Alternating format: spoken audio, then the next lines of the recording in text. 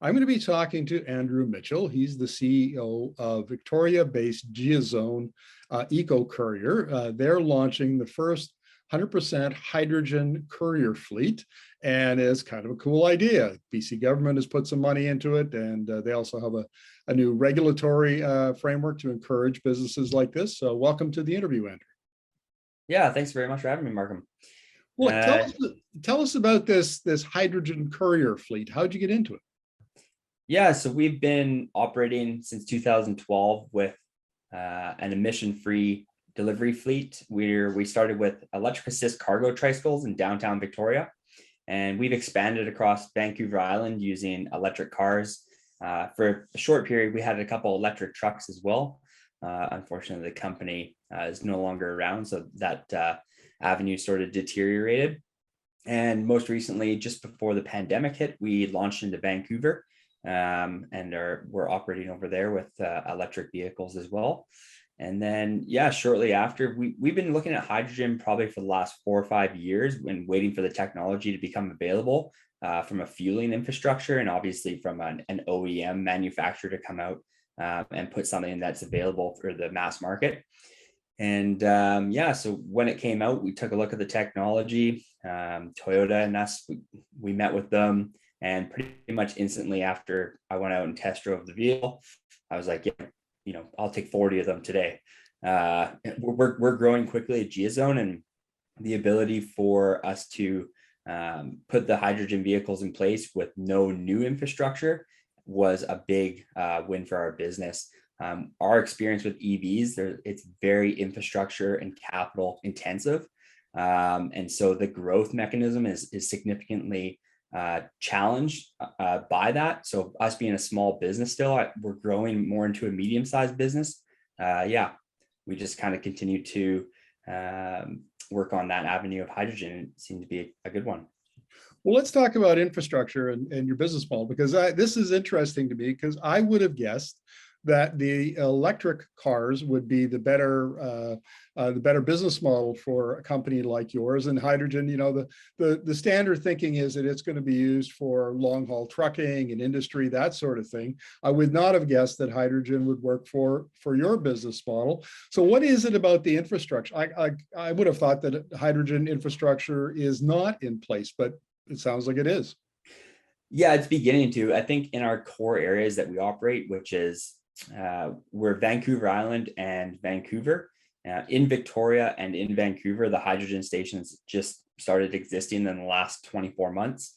And the vehicles to actually be able to fuel them just started being available in the last 12 months. So the hydrogen had to come in chicken before the egg. And sorry, can you say that? What were we on again? I forget the exact. Well, we were talking about the growth of the availability of the infrastructure. So maybe you could start again if you wouldn't mind. Yeah. So what ended up happening was we've been working with EVs for the last 10 years, and the charging facilities that are kind of available, there actually isn't any commercial charging stations in anywhere in BC. So all the charging stations are either public or owned by Tesla, and that's either private or public. There's no commercial designated charging areas.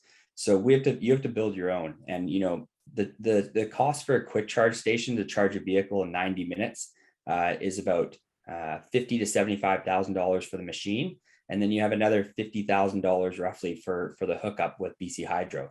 And the cost there is significant, and that's to charge one vehicle. So when you're looking at one vehicle that's a hydrogen vehicle charging in or fueling in 5 minutes, and the energy source comes from the same platform, which is off BC Hydro's clean grid energy use, then the difference is negligible. It just makes so much sense to go to hydrogen if you can. I mean, we're still using EVs, and I think it's definitely going to be in tandem with hydrogen, but I think there's an opportunity for both. And right now we're really excited about the hydrogen because of the pace that we're able to grow the company without having to put in new infrastructure. Every time you add a fleet of 5 to 10 EVs, you need a new warehouse, and you don't when you have hydrogen. So you're on Vancouver. In fact, we both live on Vancouver Island. We're just north of Victoria. So everything has to be either produced on the island or it has to be shipped over on the ferry. Where's the hydrogen coming from? Yeah, great question. Hydrogen is coming from over in Vancouver at the moment, and they're trucking that over out through the BC ferries. And right now, I just signed off on a document. Actually, they're working on a hydrogen facility manufacturing plant up in Nanaimo. So eventually, the hydrogen will be localized. And when you look at if you have a hydrogen semi truck that can transport the hydrogen between the stations on the island, or likewise in Vancouver. Really being manufactured through electricity as well, just a different way of getting the electricity or the fuel into the vehicle at a much faster pace. Tell us about the government program that you tapped into to support this, your hydrogen vehicle purchase. Yeah, so there's the BC government has a rebate program, and for every hydrogen vehicle that we purchased, we received $8,000 back. So that's been a huge help for our business, and yeah, the funds are going directly back into reinvesting for our business, whether it's more vehicles or more staffing or more cash flow or whatever we need at the time. And yeah, it's been great. Right. So you bought these Toyota Mirais, which are a fairly small car, so compact maybe is what we describe them as. Yep. And you originally had started out your company, you were doing business to business.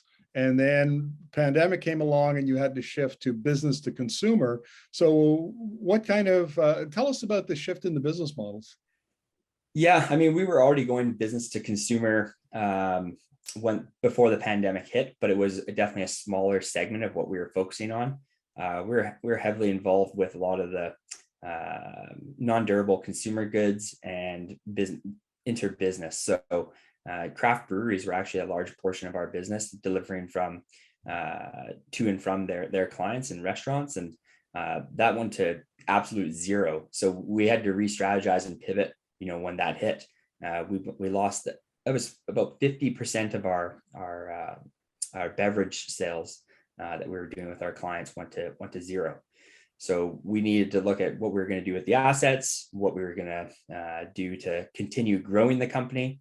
Because as I always like to think, if you're not growing, then you're probably not going to be around too much longer. Especially in our industry, there's always someone at the back door trying to compete for your business. It's the most competitive business around, I think, in terms of transportation in that sector. And yeah, you just got to be on the ball. So yeah, I don't know where I was going there. Give us an example of what kind of products you're delivering and to whom you're delivering, what the consumers you're delivering them to. Yeah, so right now we transition more into the home delivery, and we're doing a lot of work with the guys over at HelloFresh, Chef's Plate, and a lot of our local clients here in Victoria and Vancouver, shops that are just any kind of widgets or lotion, body soaps. It could be inter-office mail now that's being delivered to people's homes, paperwork, anything, beer, that sort of stuff. Yeah, we're delivering directly to the consumer's homes now, and still working with a lot of the distribution to liquor stores and whatnot too. But yeah. So this I've interviewed other experts about EVs, and they're convinced that there's going to be that electric vehicles, electric delivery vans, that sort of thing are not far away. In fact, they're even talking about delivering pizzas with these little electric bots. I mean, there's a lot of innovation in this space. And in your experience, are people shifting over to online ordering, and then you would deliver the products to their homes?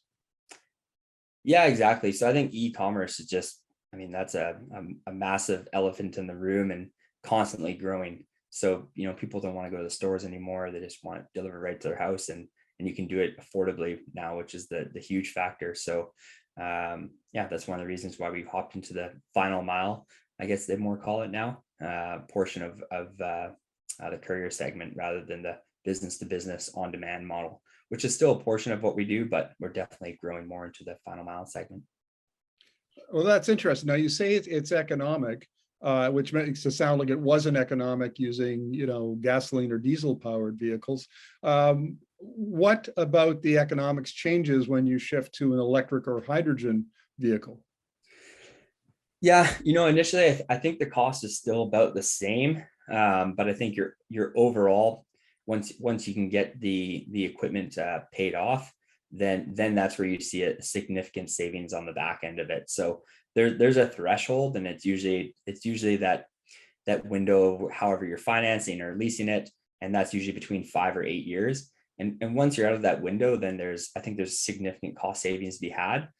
But right now, with the technology is still much higher cost than it is. It's much higher to buy a battery electric vehicle than it is an ICE vehicle, and so, or hydrogen.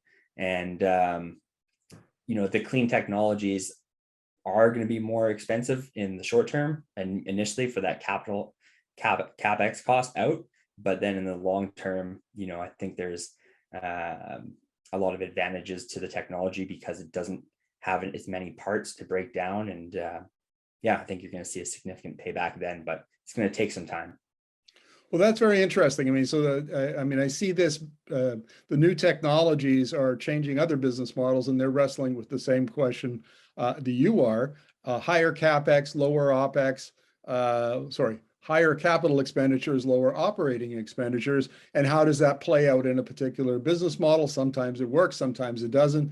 The technology is dropping over time. That, so everybody's kind of looking at these at the numbers, but anticipating if it doesn't work today, it'll work tomorrow. Yeah, it's interesting. I think with our business, we're just so focused from an environmental footprint and reducing our impact from a carbon emission standpoint, that it's not really in our business model, and it still is more profitable right now immediately to be an ICE delivery company, and that's just not what we are, and the reason why we are the size we are right now is because we've really stuck to our mission of what we're trying to accomplish. And right now we're just kind of cresting on the threshold of breaking through that barrier of getting out of the small size business into a medium sized business. And so I was a part of this group for Hydrogen BC, and I forget the lady's name, but she did a fantastic overview of just how challenging it is for the small to medium sized businesses to get into the clean technology market from a transportation perspective. There's just so many things to get over from a hurdle. And the biggest one is the capital expense that equates to, kind of. And I've dealt with it firsthand for 10 years. I've just been slugging it out, trying to get to this point where we have enough capital behind us, enough clients behind us, and there's a big push from everyone to make that transition. Well, Andrew, thank you very much. Good luck with your business model. This sounds fascinating, and maybe we'll check in with you next year, see how you're doing. And thank you very much for your insights. Really appreciate it. Awesome. Yeah. Thanks for having me. Much appreciated.